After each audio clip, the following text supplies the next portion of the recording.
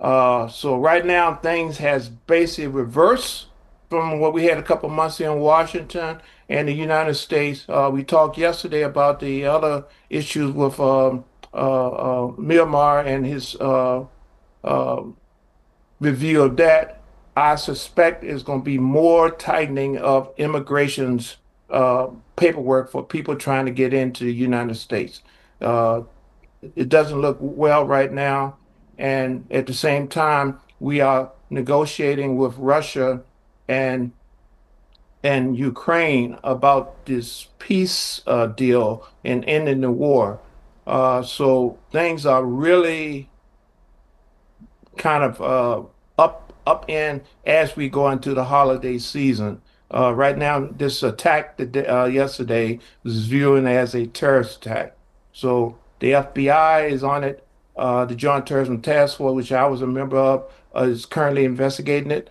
And so we are very concerned about copycat situations going on, and we're getting into the season now. And there's talk about December 7th being revised again in terms of a potential attack. All right, Norman, Well, I really appreciate you because being an ambassador, you have done very well. Being a negotiation specialist, you have done very well. As a journalist, you are very structured journalist. I'll come back to you especially for one question. Before Thanksgiving Day, hundreds of airports are facing huge crowd because millions of travelers are stuck in different airports. We'll be talking regarding that because Thanksgiving Day's presence with the friends and families are very important in North American culture. In my studio, I have a very distinguished gentleman who is very good at national issues also, sir. I want to draw your attention, a recent survey by Bangladesh I just, Institute of, yes sir, please. can we talk about this Yes, issue yes, sir, which has please. just been Please, sir, pointed go out? ahead. And it's very unfortunate that someone who served in the as a local assistant in the Afghan US forces in Afghanistan and was given asylum as a part of the deal, and has now turned his guns onto those who actually gave him the asylum, and the US, that also US military. Although it has been termed as a terrorist attack, but I think this could be result of things like disillusionment, the hope that they came and last, say, about, it has been 3-4 years, maybe the guy was suffering from Yes, loss yeah, of income, post trauma. loss Yes. of other family members, so but it reminds me of those days, the whole American transport aircraft was filled up with people, and other people were also, as the aircraft was taxiing out from Bagram Air Base, thousands of people were sort of chasing that aircraft, and some people died under the crushing wheels. And now things have become like this. You see that those who sought the asylum are now killing the Americans. This will have a very negative effect on the, as Norman pointed out, on the asylum situation, and it will only reinforce President Trump's hypothesis that all these immigrants are mostly troublemakers and they are creating problem for the United States of America. But I hope that this is take this the investigation finds out that this is an isolated act, of individual isolated act of vendetta or psychological issues, and not a terrorist act as such. Otherwise, it will be really snowball into a bigger problem. Then you are coming back to Yes, what sir. you were I will saying. come back to you, but you have raised such a very humanitarian subject. I need to do a query to Norman, because Norman have a very versatile career, ambassador, peace negotiator, journalism. He covers for us White House, left wing, right wing, Oval Office. He covers for Congress and Senate. He has wide experience in Washington federal establishment. Norman, my question is, United States of America is a land of opportunity. United States of America is a land of immigrants. Hundreds of years, more than 250 years, United States has been built gradually by the hard work dedication, loyalty of the immigrants. Now why Trump administration 2.0 has been so tough on immigrants, deporting immigrants, pushing into jail immigrants. Are you changing your principle that America is no more an immigrants country? Norman. That's a very interesting and difficult question. My opinion uh, is that the current administration has a viewpoint that is not viewed by the rest of the world and even in the United States. Yes, we are a country of immigrants. Matter of fact, that's why we're celebrating today. Today is Thanksgiving. It's a day of thanks. And basically, the immigrants came into the United States and met with the natives, and we are giving thanks for what we have. This is not a situation where we have to. It's very serious right now. This is a very serious because of the day is such a day of where the United States, this is the one day that everybody comes together. The president himself is with his family in Florida. Other people, Congress, everybody's back with their families. So we go back to our roots, and our roots is basically come from an immigrant base, force or whatever. We come from other places into this country. And this country is designed, like you say, for a land of opportunity.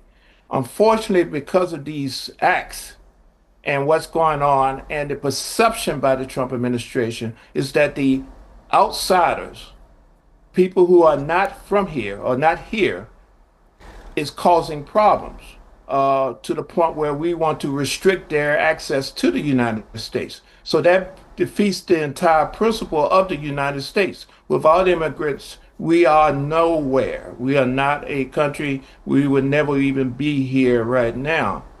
So it's a very interesting question, and it's a very conflicting response to that. Is basically, no, I haven't changed, but it appears to be we are very confused on exactly which way we want to move forward. We can't get into a situation where we isolate, and it appears that this administration is moving towards that point. All right, Norman. I want to get an impression from Air Commodore Ishfaq Elahi Chaudhry. I have a data, sir. 37% of the crime take place in the United States by the black Americans, 11% by white Americans, 7% by immigrants, and rest of the things happen accidentally or by police or by professionals or by taxi drivers. That is a different data. My question is, why so much focus on the immigrants only, as they are suffering for the documentation problem, and according to the American law, United States doesn't have rights to rebut or push back anybody from the United States of America. How do you see President Donald Trump is making America great again or making America isolated? I do not know much about the immigration laws now, but thing is that if a person has illegally entered, then it is the sovereign right of that country to push him out. That will happen in Bangladesh also, that if somebody is alien citizen, he is living here and without valid passport, visa, without immigration, we will throw them out. But what used to happen in the United States of America, nobody used to check. For ages, you see, unless you really commit a crime and then got into the police and then they start, they never bothered. That I have been a number of times during my Air Force career, I have gone and stayed some course as long as 1 year. Nobody ever asked me, where are you from? This particular question, nobody ever asked. Where are you from? Everybody takes it granted. But thing is that since 9/11, you know, and the global rise of terror and you see the American response to it and the various factions, that it is bound to happen. There has to be there is a growing public concern within the United States that we need to check on, not only on the United States, whole of Europe, whole of Europe, successive governments are coming one after the other, who are coming on the popular votes which is against immigration. You see Germany, France, Italy, Sweden, Scandinavian countries, where you, just like United States, nobody ever asked where are you from, and in fact our students who are going to Scandinavian countries were getting free education even in the university, just like any other student from their own country. But things are changing, and this is because of the geopolitical situation and because of the social upheaval that it causes. You see, for example, even a country like Switzerland, which used to be the heaven for all political exiles from all over the world, they themselves are concerned, because ultimately, you know, everybody wants stability in their society. Just like Bangladesh is a Muslim dominant, you know, there is a Islamic some values and cultures which has to be upheld. Similarly in Europe, similarly in America, America continues to remain a primarily a Christian country, although it is very secular.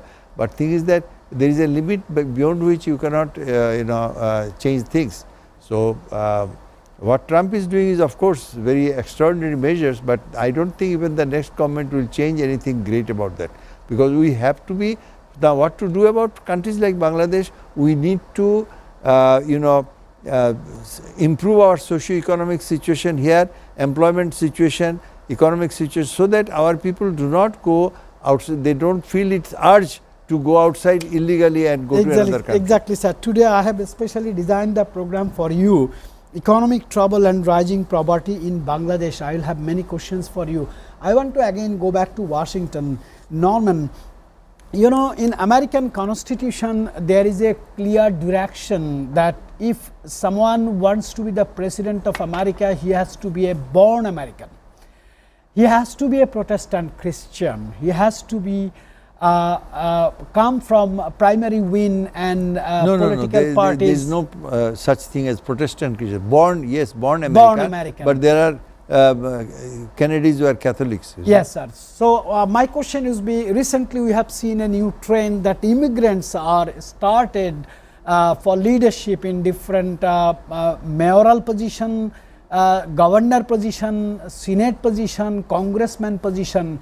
Don't you think one day will come where American Constitution may face a challenge that all Americans have right to go for competency in presidential position? Norman, what do you think and how Americans see it? Well, the Constitution been around 200 some years. It was written by our forefathers with the premise that it will have to be expanded. It will have to grow. It was a basically what we call a blueprint for the future. It wasn't designed to be a permanent document, even though we assuming it is. But things has happened since the inception of this country and the Constitution. We're more global. We are still a country of immigrants. People are still coming in. And the demographics of the United States has vastly changed.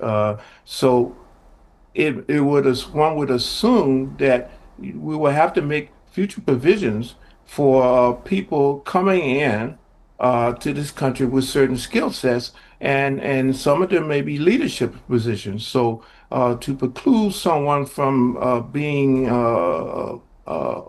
a candidate for the office of president because of his natural origin, original origin, is something that we will have to adjust as we move forward. I see additional changes going to happen in terms of leadership in our cities, our states, even in our Congress, and it will include the people of immigrant status coming into this country. So there's no natural born people here except for the Native Americans, which, is very, we have a very minimal group of that now because of the colonization.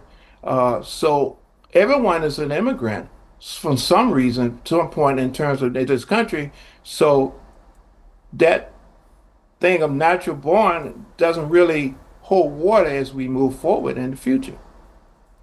All right, Norman. I'll just Yeah. interject here. Just take Obama for example. You see, Obama's father was a Muslim Yes. from Kenya. okay, Yes, yes, sir. married a lady from Hawaii, Yes, which sir. is again not a mainstream, you know, she's a Hawaiian. Yes. And he became the president two successive terms, and a very, very popular and very successful president. So the prime minister, vice president, Kamala Harris, okay, they were, Yes. she has origin from South India. Her father went in and married. So these are America even today is the world's most open society. If you compare it to China, even Japan, Korea, you see, There what it to is speak, not what to possible. speak of India, Bangladesh or South Asia, it's much more open. But as it is closing down to a large extent, one has to admit that the recent immigrants are also responsible. As I said, 9/11 was a really turning point. You see, before 9/11, even in America, you could fly any citizen, take an aircraft. If you have the license, you take an aircraft and fly. Nobody will, you can't do that at that time. Even you couldn't do that in Bangladesh, but you could do that in America. But after 9/11, things have changed. So 9/11 is the chapter changing event took place in 2001. Ladies and gentlemen, we have more stories to discuss, especially Israel, Gaza, Russia, Ukraine, and a recent survey on Bangladesh's economy, rising poverty in Bangladesh. This is a breaking news from survey report. We will be talking about that, but after a short commercial break.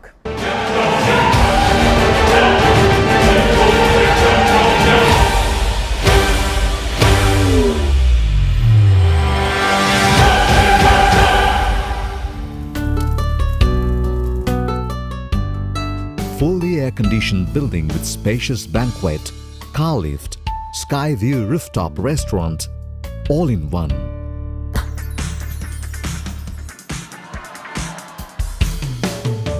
Grand Club Limited, Mirpur 10, Dhaka. কি এমন জিনিস যেটা সব লোকে খায়, ছোটরা খেলে পরে কেঁদে মায়ের কাছে যায়, বৃদ্ধ লোক খেলে পরে মাথায় দেয় হাত, যুবক যুবতীরা খেলে পরে এদিক ওদিক তাকায়? ছেড়ে দে শয়তান, ছেড়ে দে, দেহ পেলে আমার মন পাবি না, ছেড়ে দে। কোন ফলের বীজ নেই বলো দেখি দাদা, বলতে না পারলে হবে তুমি গাধা। মন্দিরা চক্রবর্তী কার সাথে প্রেম করছে? আমি এখন মা হতে চলেছে।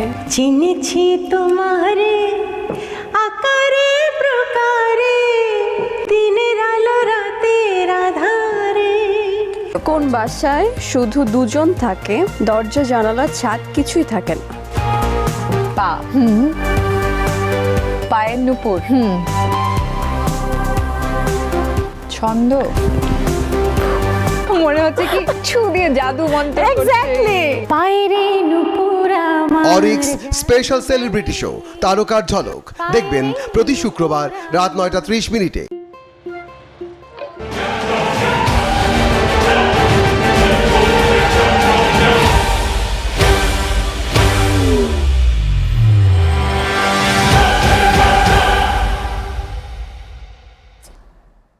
Ladies and gentlemen, I have been noticed by one survey report recently done by Bangladesh Institute of Development Studies BIDS reports that poverty has worsened during 2022 to 2024. Roughly 23.11% of households in the sample district are now below the upper poverty line. But we always heard from the political leaders, politicians, bureaucrats that Bangladesh is a rising tiger. We need to discuss, and here is a gentleman who doesn't care to speak the truth. Air Commodore Ishfaq Elahi Chaudhry sir, along similar lines, another recent analysis suggests that in 2025 an additional 3 million people could fall into extreme poverty. These are all data I have received from different surveys. What is your observation, sir? I know you are very straightforward. No, this is BIDS, you know, is the highest think tank of Bangladesh, and you know, we value their reports more than even CPD or BSS. And as we can see from the streets also, that as we are just coming out of the COVID-19, as we are on the recovery phase, and then we got stuck with this revolution and internal dissension and all this dislocation that's happening, it has severely affected the economy of Bangladesh. And from as low as 17% poverty rate, as you said, it's almost touching 21%. When after, you see, in the 1972 when this country was born, where almost 40% people were below the poverty line. They could not have had 2000 calories of food intake. Our death rate was high, our birth rate was high, people were poor. And from there we kept on graduating, and we graduated up to 17%. We lowered our poverty rate, and extreme poverty maybe about 3 to 4%. But this rise is a very significant, that after all our gains are being washed out. And I can tell you one thing, that to stop this and again go up is not an easy task. Once the economy starts going down, so, and you said that the unemployment, and because you see, it is all are in a chain. Yeah. If you have less work, if you have less production, the workers will get laid off. They will go back. They will become a burden. Then and most importantly, the female workers, our garment sector, our construction sectors, these are in serious problem. So these how many thousand lakhs of people have lost? Yeah, 3 million people. 3 million, maybe 2.5 million are female. And now what happens? Another very important statistics has come, that the early marriage, because you see, when the workers go home, many of these girls were, now the parents, what do? They were earning and they were respected, now they don't have a job, so they get them married. When they get married, they produce a baby. And for the first time, after so many years, for the first time, Bangladesh population growth rate. Yes. Population has been rising, but the growth rate was continuously coming down. Last year's statistics says, and if this has come in Daily Star, that the population growth rate is increasing. So all these are negative impact. So we have to tighten our belt. We're looking forward to an election, a very participatory and free and fair election. But the government that comes, whichever government comes, it will have a huge challenge to adjust everything, because they have to first of all stop the fall and then take it up. Excellent observation, sir. But there are a few things we need to know from Norman, because Norman is a very smart journalist. He keeps eyes on Ukraine-Russia negotiation. Norman, I just want to know that Ukraine directly rejects the 28 points plan, negotiation plan. But recent news says Kiev has tentatively agreed to refine the plan, reconstruct the plan, revise the plan, re-edition the plan. But disagreements over territorial concessions and security guarantees remain major stumbling blocks. Do you think these blocks will be open to come into a negotiation, because Vladimir Putin is strict on his position that he will never compromise the territorial concessions, control on number of militaries, and Ukraine has to quit the ambition to be the member of NATO? Thank you for the question. I've been watching and observing and communicating exactly about this situation. The 28 points was initially rejected by Ukraine, but Ukraine has agreed to parts of it. They agreed to the deal, except for the three items you mentioned: territory, NATO, and the military. They are not willing to concede on this, and Putin on the same, since he is insisting on that these three main items, which are actually the three principles from the beginning, is responsible. I mean, it's not responsible, it's necessary for them to move forward. as we mentioned before, the winter is getting here. It's getting cold. The temperature's changing. So the move is basically knowing what Mother Nature has stored for, that Russia is going to continue with their campaign of aggressor. They're going to use drones, and they're going to cut off the infrastructure, the energy infrastructure. That is the key. They want to freeze them out. Basically, they want to freeze them out. So Ukraine is aware of this, and they are trying to come to the table and make some concession without giving up their sovereignty of their current land. And they want to move towards NATO, but the Russian plan, discussed with the United States, is one of they will have to give up parts of the country, reduce the military, and give up the notion of being in NATO. That is the only thing that's holding this peace negotiation, which initially was the reason why this war started. So we don't know what's going on, how far Ukraine is going to go with this. The United States is pressuring Ukraine, saying basically you risk losing our support, our funding, and you will have to suffer the consequences. So it's a very difficult situation because either way, Ukraine loses. Even if they concede to this, there's never going to be peace because they are not going to locally give up. There'll be guerrilla warfare, there'll be guerrilla fighting, there'll be constant fighting, and Russia will continue to oppress and destroy and try to control the situation. So even though we use the word peace and ceasefire, until these three issues are dealt with, there will be no peace. There will be no possible. You may have something on paper, but within the land and within the people, there will be no peace until these three issues are dealt with. Very calculative and articulated response from Norman. I really liked him. Sir, I want to know from you. You have served your entire life to Bangladesh Air Force. Thank you very much for your service. Nations are grateful. Sir, you have experience on military issues. I just want to know that when Russia attacked Ukraine, Russia says clearly that why Ukraine took this initiative to be a member of NATO just nearing my border, that was the reason to attack Kiev. My question is, American allies and NATO's supported for retaliation to Russia. Russia is a superpower. Now, after Biden administration, we have changed. Things are going very diagonally opposite situations. Now, United States is working for Vladimir Putin's wish, somebody says, as an experienced personality. How do you see this?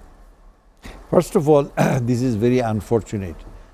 Ukraine, when we were in Soviet Union for training, Ukraine and Russia and Belarus, Kazakhstan, these are all part of the Soviet Union, and nobody ever dreamt that these will become separate countries, and they will start killing each other.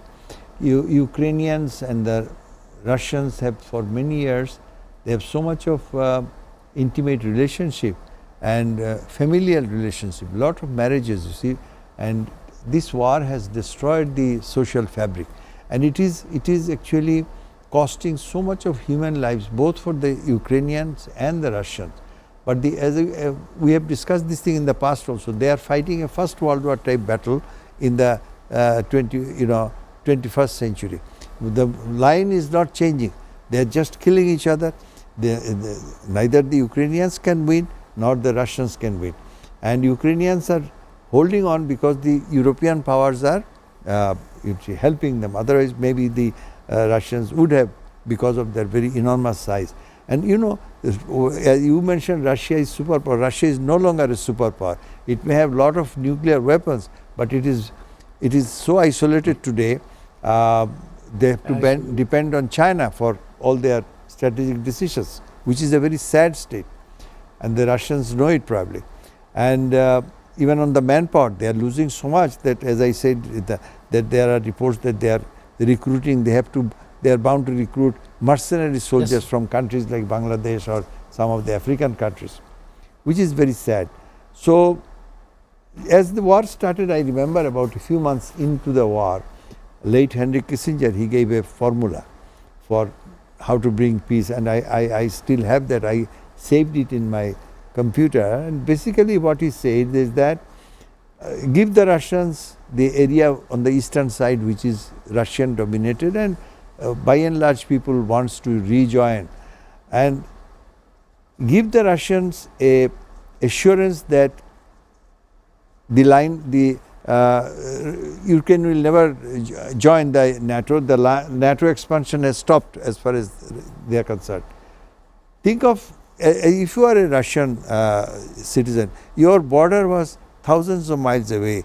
Countries such as Poland, Czechoslovakia, Hungary, Belarus. Austria, Belarus is still there friendly, but you see, these were NATO. These were all Warsaw Pact members. Now they have become NATO members. That means the adversarial line has come that many miles closer to their capital Moscow.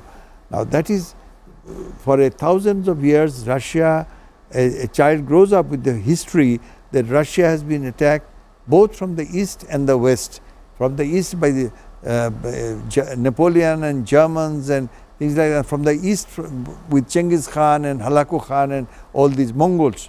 So they have an inherent sense of security is the depth, that our capital is so many miles away. When the country reduces and the border comes closer, that is a red line. So if they get an assurance that countries such as there will be no further expansion of NATO. In fact, they are arguing, there is a strong argument. I mean, why is NATO? When Warsaw Pact no longer exists, and in fact, Sir, very interesting. I'll come back to you. Norman has only 2 minutes. Norman, I just want to tell you one more thing. Would you please explain in what capacity the son-in-law of President Donald Trump, Jared Kushner, is traveling to Moscow to initiate the negotiation with Russian President Vladimir Putin? Is it a personal or family business interest? The short answer is yes.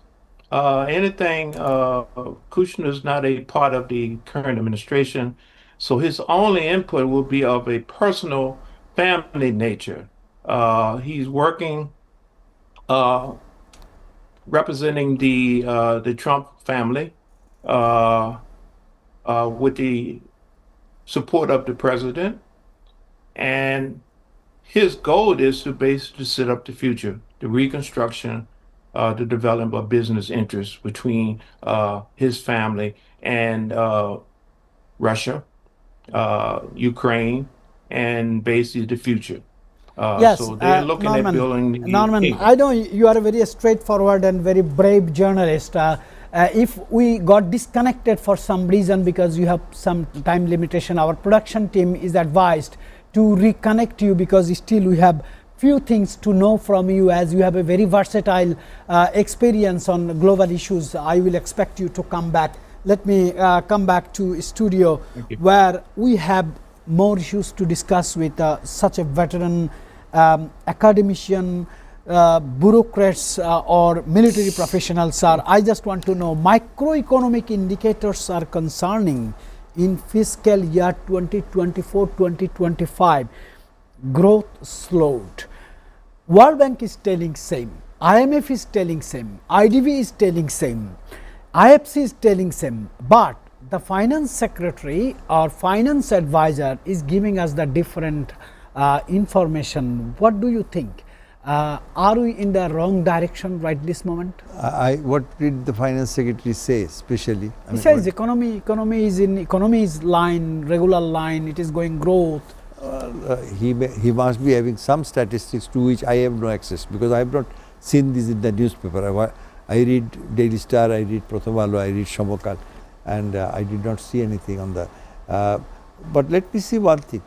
We have a TCB truck, remember? It sells rice and sugar and oil at a cooking reasonable oil, price reasonable consumer price. products. Now, I keep on watching the the line in front of that truck. Line is becoming bigger, Bigger bigger, and bigger. bigger. People come running. There was a time when the truck used to come in front of my university, and it used to be there whole day, and there was no buyer, because the difference between the TCP's price and the quality and the market price was competitive. And even I have asked some of my subordinates, why did you go and buy this? There was no, this is no good. But today, when I see these trucks and they are fighting for their positions, people come early in the morning, that itself is an indicator that more people are becoming poorer. Okay? And as I said, give the statistics, those are some of the statistics are from the Bangladesh Bureau of Statistics, that our girls are getting dropout rates, Yes, the sir. dropout rates from primary level to secondary level and to the college Has increased a lot. yes, dropout has increased. Why? Because the parents don't want to send their children anymore, because children are hungry. The food, the midday food meal plan that was started, that is ceased, you see.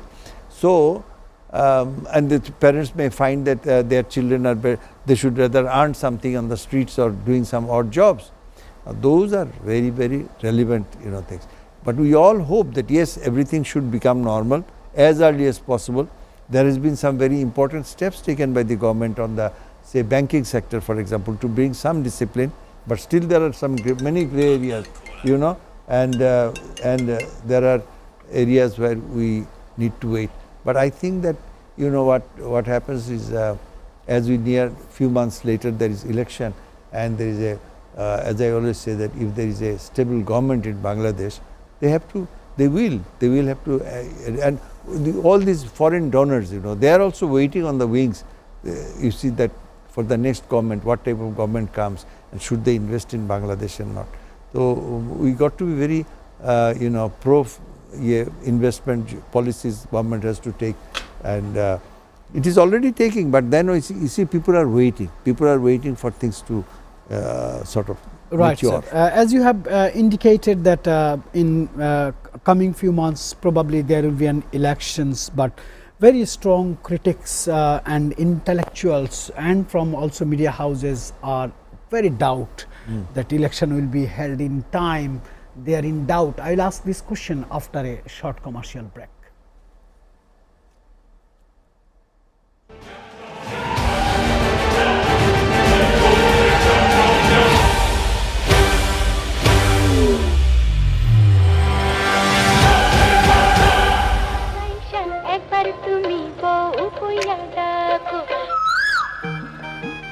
হ্যাঁ গো, আর কত দূর?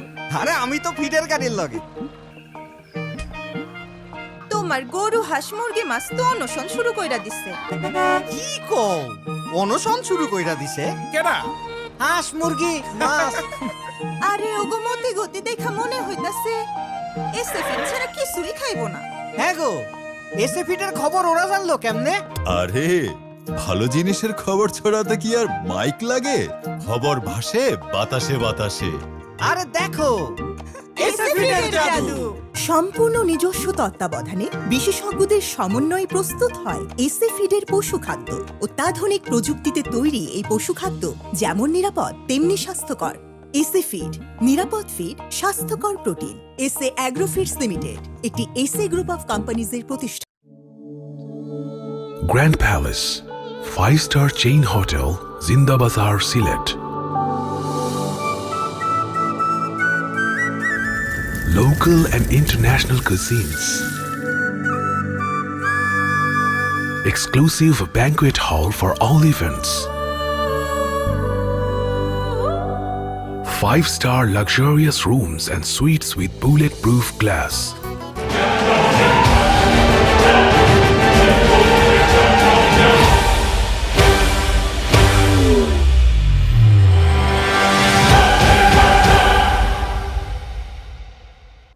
Sir, one small question are highly and mostly discussed in the country, that is our nation heading into an election.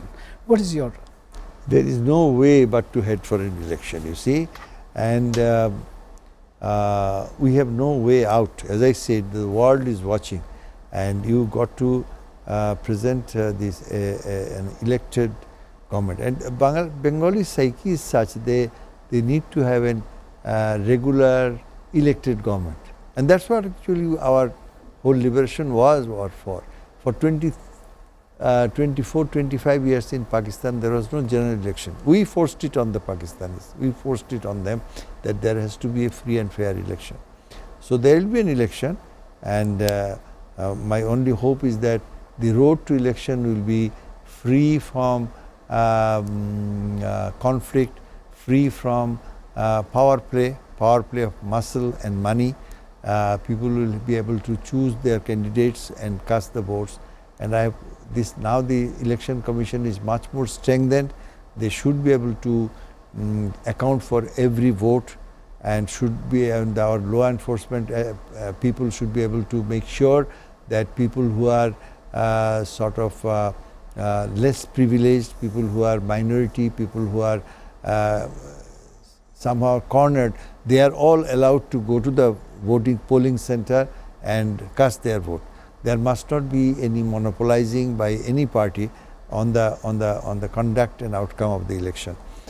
These are my hopes, and they're not my hope. These are the hope of millions of Bangladeshis who are waiting for the election. Because without election, whether you call it an interim government, caretaker government, or this word itself says that it is temporary. Yes, sir. It's temporary. It's not come with the people's mandate. Yes. So the world would like to see, and Bangladeshis would like to see, a government which is mandated to bring in some changes. Okay? Exactly, sir. And that's what I'm looking for. Sir, one thing, we always talk about the responsibility of election commission, who will conduct the election. We sometimes talk about the cooperation extent from government. We talk about the role of military, role of our disciplined forces. We never talk about the role of political parties and the people, voters. Would you please let us know and guide us? Unfortunately, you are so right. You see, when United Nations was formed in 1945, they asked from the eminent people of the world to give them what would be the human rights, the charter. So Gandhi said, before we have human rights, we must note down what are the human responsibilities. Because unless and until you have responsibility, you cannot have rights. Now you see today in streets just outside in Dhaka, the government has said, election commission has said a certain rules regarding code of conduct, how many billboards you can have, what would be the size of the billboard. We have just polluted our city, you see, with posters and billboards. The metro authority, they requested us that please keep this metro rail and the pillars free from all sorts of stickers. Now just see, the major political parties are doing the same thing. What will they do when they come to power? Can they, if you yourself don't obey the rules, how can you, when you come to power, how can you make people obey the rules? The responsibility must come from the political parties. And individually also we should be responsible, and quietly we should give our votes to the people whom we think will be able to deliver. But you are right in the sense that although I am so hopeful, by seeing some of the conduct of the major political parties, the way they have started polluting you see, and now what used to happen in the past, people used to have paper made, now their posters are plastic. Yes. Now this plastic is going to be, where it will end up? It will end up in the drain, and it will block our... I personally feel it's so shame. Shame for the politicians, shame for the political parties. Yeah. Ladies and gentlemen, I really want to mention one quote from Winston Churchill, former British Prime Minister who served 3 times. He was not a politician, but he had to serve British nation as Prime Minister without any election due to the war. He said, what is the job of a politician? He answered by himself. He said, if country goes wrong, if people goes wrong, then political leaders' job is to bring back into the right track. if country goes right, then to keep it right. This is the job of a politician. I personally feel very shame when political leaders, political parties don't listen, don't respect the constitution, don't respect the people, and don't respect the code of conducts introduced by the election commission. Ladies and gentlemen, Norman has joined again. Norman, thank you very much. I just want to know one thing from you, that a ceasefire is inactive in Middle East, especially Israel and Gaza, but IDF is continuously striking on Lebanon, on Syria, and killing innocent women, children and people in Gaza. What is the values of this ceasefire? How Washington is commenting on this, and is there no one who can stop Benjamin Netanyahu or IDF? This will be my question to you. Thank you for the question. Very difficult question. Is on the surface, it appears that no one is stopping him. The prime minister has his own momentum, tempo, and he appears to be acting as he's in control. However, he has the administration also that is looking at this situation. There are some people who wants to continue with the fight, and the people there, the citizen wants a peaceful end to this. So we know that he has legal issues after this confrontation is decided.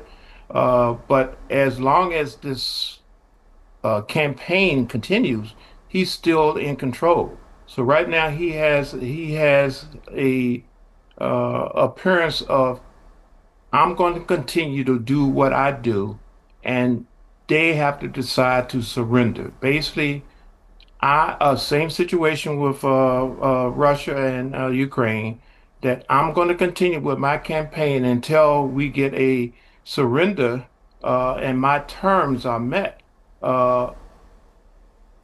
I don't think Israel is going to be satisfied with the negotiation terms, even though if they decide to come to the table and say, okay, we agree to the terms, we're going to cease fire, there'll still be skirmishes and activities internally.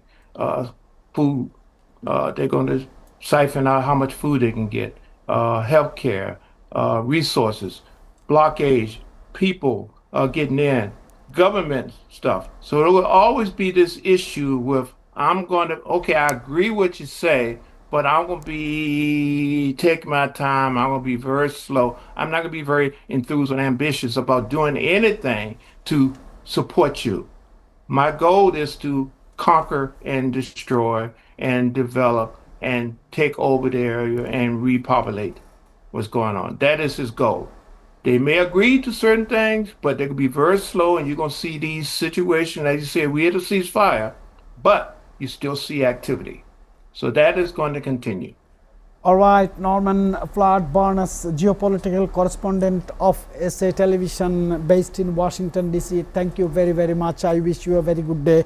I wish a very good day to Air Commander Ishfaq Elahi Chaudhry for your very thought-provoking and informative contribution you have given to today's show. At the end, I just want to give you some updates. The next general election for the National Parliament is coming early 2026, expected around in February, as per the direction from the Chief Advisor of the Interim Government. The Election Commission EC is reportedly planning to announce the official election schedule between 4 and 7 December 2025. But there are deep concerns about whether the election will be credible, participatory, and with good law and order situation, issues of political exclusion, institutional reform, and the legacy of previous regimes weigh heavily. We wish a very credible, very participatory and neutral elections. People will get opportunity to choose their next leader into Parliament. We'll see again on Sunday, ladies and gentlemen.